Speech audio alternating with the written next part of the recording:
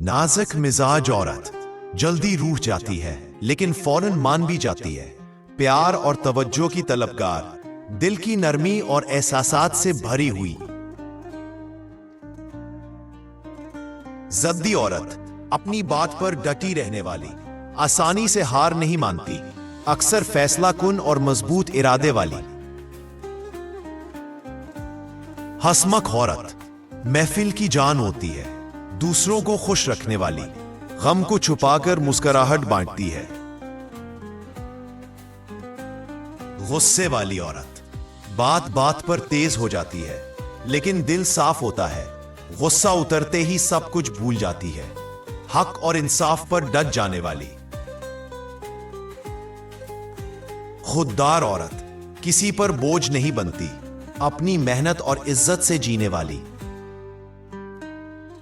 पतली औरत चुस्त और तेज मिजाज, काम करने में फिरतेलेपन वाली, खुददारी ज्यादा रखती है, सेहत और खूबसूरती का ज्यादा ख्याल रखने वाली।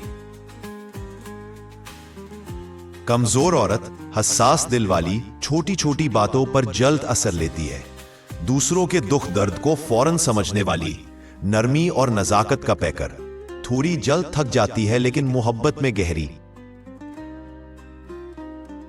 गोरी औरत पहली नजर में परकशिश और नमाया, आमतौर पर नजाकत और नरमी का तासुर देती है, खुद को ज्यादा सजा संवार के रखने वाली, गुफ्तगू में नरमी और लिहाज ज्यादा।